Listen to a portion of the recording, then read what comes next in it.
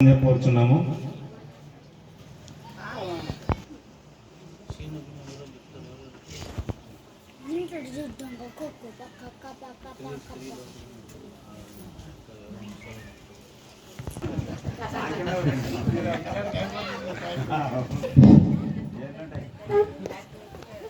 గురు బ్రహ్మ గురు విష్ణు గురుదేవో మహేశ్వర గురు సాక్షాత్ పరబ్రహ్మ తస్మై శ్రీ గురవే నమః. శ్రీ రాజయోగి గురు శిష్యం నిజానంద దీక్షితం గుడిస నరసింహయోగి నామాంకితం సద్గురుతే నమో నమః. నాకు అలంకరించిన పెద్దలు మా అమ్మగారు మీనచ్చమ్మ గారు, మా అన్న సురేష్ అన్న గారు, మరి గొల్లకందటి మమ్మదన్న గారు, సామన్న గారు, మరి నచ్చూరు నర్సప్ప గారు, అందరూ భక్తులకు ధన్యవాదాలు.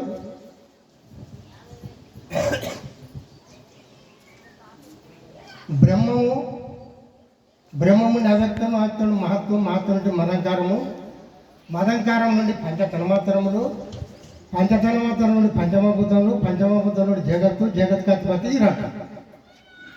అవ్యక్తము ఒక పరిణామము, సదాశివుడు ఈశ్వరుడు రుద్రుడు విష్ణు బ్రహ్మము. మహత్వ పరిణామం అంబీజం, ఎంబీజం, బ్రహ్మీజం, ఓంబీజము, లంబీజం. మదంకారము పరిణామము పరశక్తి, ఆదిశక్తి, జ్ఞానశక్తి, విద్యాశక్తి, క్రియాశక్తి. పంచతన్మాత్రములకు పరిణామము శబ్దము, స్పర్శ, రూపము, రసము, గంధం. పంచమభూతములకు పరిణామము సునీలము, ధూమ్రము, నలుపు, తెలుపు, ఎరుపు. ఈ పంచ ఆది దేవతల అధరూప పరిణామమే అనాత్మ. అనాత్మక వ్యవహారము ఈశ్వరూపము. ఈ బ్రహ్మముకు ఆత్మని లేక సూతరాత్మ అని పేరు. మరి ఈ బ్రహ్మం ఉండగా సూతరాత్మ అని పేరు ఎందుకు రావాల్సింది అని నేను ఇప్పుడు ఒక సందర్భం వచ్చింది. మరి బ్రహ్మం ఉండగా ఏం కొట్టబడిన సూతరాత్మ రానికే ఈ బ్రహ్మం ఉండి అవ్యక్తముకి ఎందుకు రావాల్సి వచ్చింది? బ్రహ్మేమో అయ్యండి కదా. మరి అవ్యక్తం పరిణామం రానికి అవసరం ఏమి? ఈ శిష్యుని కోరికనా లేక గురువు గారు కోరికనా? ఇది తీర్చలా అంటే అవ్యక్తముగా పరిణామం రాకపోతే సృష్టి లేదు. బ్రహ్మము అయి ఉంటే ప్రపంచం లేదు.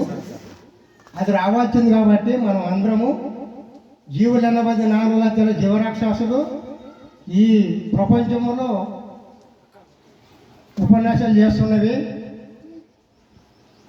మరి అందులో మనం ఏం చేస్తున్నామంటే నాకు ఇంత తెలిసింది వేదాంత సభలు చెప్తూనే ఉండరు, మనకు అర్థమై తెలియదు. వాళ్ళకి వేదాంత సభలని మనకు అర్థమై తెలియదు. మరి ఎట్లా చేయాలి అంటే మనం అడగాలి. అడిగి తెలుసుకుంటేనే సరిపోతుంది. అడగకుంటే నేను అంత అడుగుకునిపోతుంది. నేను అనేది ప్రతి ఒక్కరికి నీకు నాకు మొదలు నిండింది. నాకేముంది, నేనే గొప్ప అనేది నా హృదయంలో ఉంది. మరి ఇది ఎంతమందికి లేకుండా అవుతుందో, ఎంతమందికి ఉండేస్తుందో. గురు భక్తి, గురుసేవ, గురునిష్ట ఎవరైతే దినం అనక పొద్దున్న లేచి గురు సూత్రం ప్రార్థన చేసుకొని సాయంత్రం గురు సూత్రం చేసుకొని పగలల్లో ఎంతన్నా కష్టం చేసుకున్నందుకు ఎవరే ముద్ర రాజయోగం ఇది. మరి ఆ దృష్టి 2 పూటలు మాత్రము పొద్దున సాయంత్రం గురు మీద దృష్టి ఎవరికి పోరాదు.